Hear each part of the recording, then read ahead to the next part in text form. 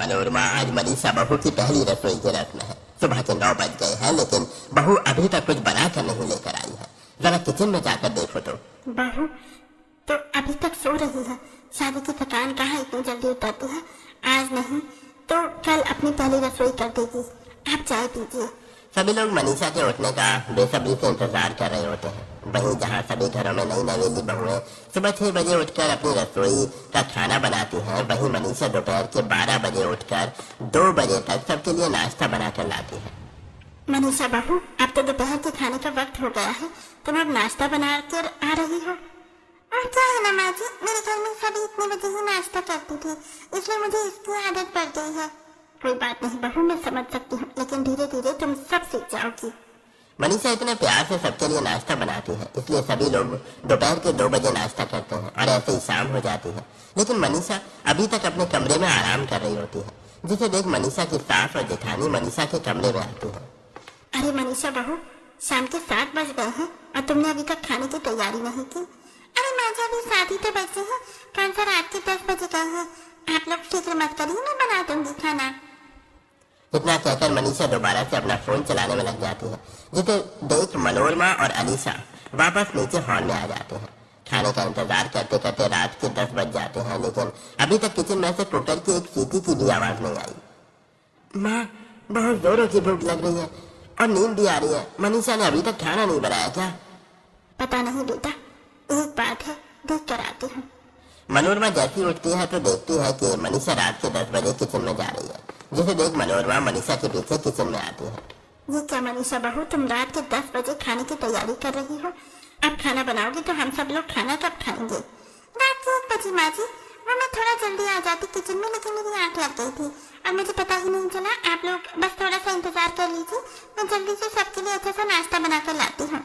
मनीषा तकरीबन 1 बजे तक तरह तरह के पकवान बनाकर तैयार कर देती है और एक एक करके सभी को डाइनिंग टेबल पर लगा देती है। लेकिन 1 बजे तक बनने की वजह से लोगों की तो भूख मर जाती है और कुछ को तो बहुत तेज नींद आ रही होती है।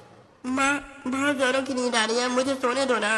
राज बेटा, थोड़ा सा तो खाना खा लो, भूखे पेट नहीं सोती। भाभी, मेरी तो भूख ही मर गई, मैं तो चला सोने, आप लोग ही खाइए।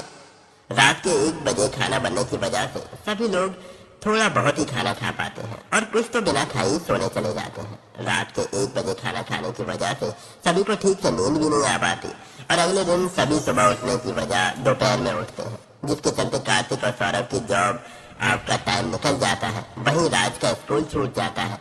आज मुझे कॉलेज में इतना इम्पोर्टेंट प्रेजेंटेशन देना था, लेकिन अब क्या करूं, क्या तो यहीं बच गए हैं। पूरे महीने भर की मेहनत मेरी बेकार हो जाएगी। और मेरे तो ऑफिस में आज एक बहुत इंपॉर्टेंट मीटिंग थी, बॉस तो कल मुझे बहुत सुनाने वाला है। ये सब हमारे रात को इतनी लेट 1 बजे खाना खाने की वजह से हुआ है। अगर हम समय से खाना खाते तो समय पर सो पाते। सिर्फ एक रात को 1 बजे खाना खाने की वजह से अगले दिन सभी का काफी नुकसान हो गया था। कोई कॉलेज नहीं जा पाया था तो कोई ऑफिस, लेकिन अब ये तो रोज की कहानी बन चुकी थी। मनीषा आए दिन रात को 1 बजे तक ही खाना तैयार करती थी, जिसके चलते सारे परिवार को 1 बजे ही खाना खाना पड़ता। इस हफ्ते राज की स्कूल की पूरी 3 दिन की छुट्टी हो चुकी है। टीचर मुझे कॉल पर बहुत सुना रही थी। आप जरा मनीषा को बोलिए कि वो थोड़ा जल्दी खाना बनाए ताकि हम सब लोग समय पर सो जाएं। तो ठीक कह रही है, मैं आज ही मनीषा बहू से इस बारे में बात करूंगी। मनोरमा सीधा मनीषा के कमरे में जाती है। जी, अच्छा आप आ गए हैं? मैं तो आपके पास ही आने वाली थी। आज रात के खाने में क्या बनाऊं? बहू, तुझे जो बनाना है तो बना, लेकिन एक विनती है कि तुझे रात के 10-11 बजे तक खाना तैयार कर दिया कर, क्योंकि 1 बजे खाना खाने की वजह से हम सब लोगों की आंखें बड़ी लेट खुलती हैं। लेकिन माँ जी, मेरे घर में तो सब 1 बजे ही खाना खाते थे, इसलिए मुझे 1 बजे की आदत डली हुई है। और अगर मैं 8 बजे किचन में चली भी जाऊंगी तो मेरे हाथों नहीं चलने वाले। फिर कुछ दिनों की बात है और फिर आप सबको भी आदत लग जाएगी। अपनी सास की बात मानने की बजाय मनीषा उसे चुप करवाकर चली जाती है और हर रात 1 बजे डिनर बनने का ये सिलसिला यूं ही चलता रहता है। रात के 1 बजे जहां पूरे मोहल्ले में सभी लोग सो रहे होते हैं, वहीं मनीषा के किचन में बर्तनों की आवाज खिड़की से आती रहती है, जिसके चलते आसपास के पड़ोसी भी अब काफी ज्यादा परेशान होने लगे थे। माँ जी, रात के 1 बजे खाना बनाने का क्या मतलब है? आपकी बहू किचन में इतना खटपट करती है ना कि हम सबकी नींद खुल जाती है। अरे उस दिन तो मैं डर ही गई थी, मुझे तो लगा कि आपकी रसोई में कुछ और कष्ट आया है। अपनी बहू को बोलकर ये बर्तन की खटपट बंद करवाइए। पड़ोसियों की बात सुन मनोरमा एक बार फिर अपनी बहू को समझाती है, लेकिन मनीषा कहाँ मानने वाली थी और ऐसे ही कुछ समय गुजर जाता है। मेरा पेट। क्या हुआ सौरभ बेटा? सुबह से देख रही हूँ पेट पकड़ कर बैठा हुआ है।